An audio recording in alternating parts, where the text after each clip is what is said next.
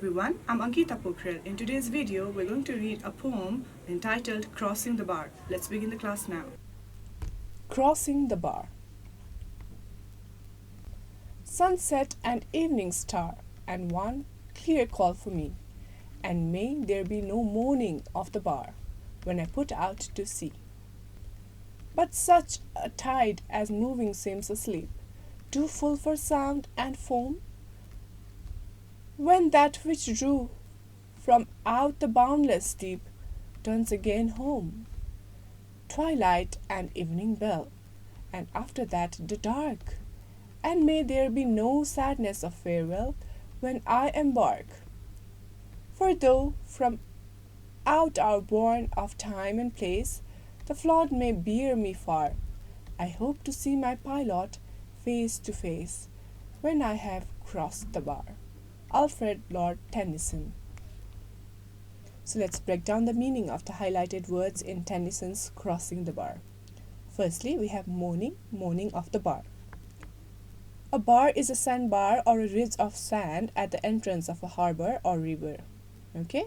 Waves breaking on a bar can create a moaning or mournful sound. So, in the poem, it symbolizes the difficulties and potential sorrows associated with death, which the speaker hopes to avoid. I'm going to explain you the poem just in a bit. Let me first go through the highlighted words. Next, we have foam. Foam refers to the frothy mass of bubbles on the surface of a liquid, and it's often seen on the waves. Boundless deep. So boundless refers to the vast, limitless thing. Okay, here in this poem, it refers to the limitless ocean. Twilight. What's twilight? The dim light after sunset and before complete darkness is twilight.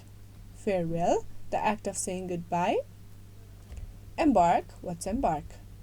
Embark means to board a ship or other vehicle to begin a journey. Bourne. The boundary or limit is bourne. Crossed. So, it's a poetic form of writing. So, this poem is all about death, but not in a scary way. Think of it like a long journey on a ship. The poet is picturizing the end of his life as crossing a sandbar at the harbor going out to the open sea. So let's read and learn what the poem says line by line. Sunset and evening star, and while clear call for me. So here the poet says that it's the end of the day and the end of life, and the poet feels like it is time to go. The next line. And may there be no moaning of the bar when I put out to sea. Here he hopes his death will be peaceful, not full of trouble or sadness. So in the first two lines of the first stanza, he feels like it's his time to go. Who feels? The poet, of course. Next thing, he hopes his death will be peaceful. Second stanza and the first and second line. But such a tide as moving seems asleep, too full for sound and foam. What does he mean by that? He imagines death as calm and quiet like a gentle wave. When that which drew from out the boundless deep turns again home. What does it mean? This is about the soul returning to where it came from. Third stanza, marking it fifth point. Twilight and evening bell, and after that the dark. And may there be no sadness of farewell when I embark.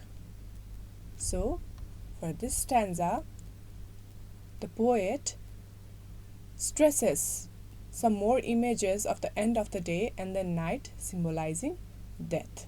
Okay? He also hopes people won't be too sad when he dies. So he's here worried about his people too. The last stanza.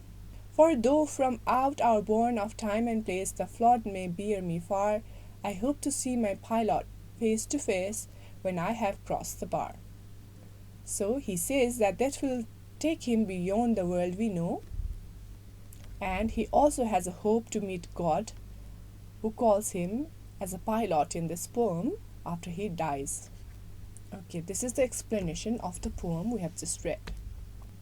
So here's an assignment for you all, and it asks you to write about how does the idea of a sea voyage make you think about death. So what we'll need to do? So you'll have to read the poem carefully again with this question in mind. Please pay attention to the specific lines and words the poet uses. Also, understand the main idea. Remember, the poem is a metaphor, as it is comparing death to a journey at a sea. The poet is reflecting on their own death and what they believe or hope will happen. Try to look for evidence as well. So, the question asks you to explain how the poet shows these things. This means you need to find lines or phrases in the poem that support your answer. Thinking of it like proving your answer with clues from the text. And explain in your own words. Don't just copy the lines from the poem, explain what those lines mean in simpler language that you will understand. Show that you have grasped the meaning.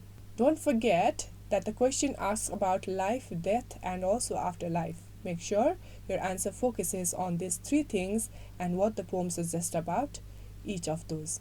How did your class go today? If you have any suggestions or feedback, feel free to reach out to us at learning@dearwalk.edu.np. See you in the next class with another lesson. Thank you.